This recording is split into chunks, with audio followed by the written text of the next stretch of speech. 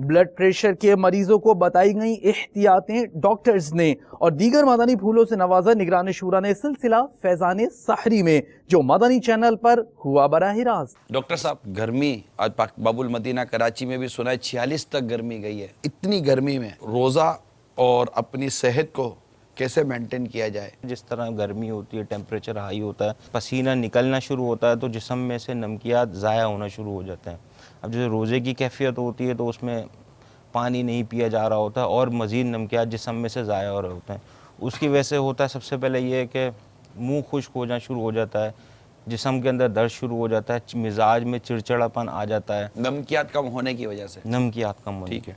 Muscle में weakness होती है। अक्सर हम सुनते हैं कि गर्मी में बेहोश हो गए, गर्मी में चिड़चिड़ापन बढ़ जाता है, निढालपन आ जाना, बीपी का लो हो जाना, घबराहट शुरू हो जाना, ये सारे साइन सिम्टम होते हैं जो डिहाइड्रेशन अलामतें होती हैं। अलामतें हो गई। इफ्तार होते ही ज़्यादातर कंसंट्रेशन तवज्जो इसके ऊपर होती है कि हम खाना खा लें। ज़्यादा तवज्जो इन दिनों इसमें रखनी होती है कि पानी जितना निकल चुका है उतना हम वापस पीना शुरू कर दें। इस गर्म तरीन मौसम में भी करोड़ों मुसलमान रोज़ा रख रहे हैं, बाहर काम करने वाले रोज़ा रख रहे हैं। लिहाजा बराए करम हरगिज़ हरगिज़ हरगिज़ हरगिज़ नफ्स के बहकावे में मत आइएगा कि गर्मी बहुत है, मैं रोज़ा नहीं रखता। आप कहेंगे गर्मी में लोग बेहोश हो रहे हैं, आप हिस्ट्री उठा कर देख लीजिए, रोज़ा नहीं था तब भी लोग गर्मी में बेहोश होते थे। ब्लड प्रेशर का मरीज़ माह रमज़ान के रोज़े की हालत में क्या एहतियात करेगा? जैसे आम रूटीन के अंदर स्पाइसी चीज़ें, नमक वाली चीज़ें, इस किस्म की चीज़ों से बचा जा सकता है, लेकिन रमज़ान में थोड़ा सा दिल ललचाता है आदमी का,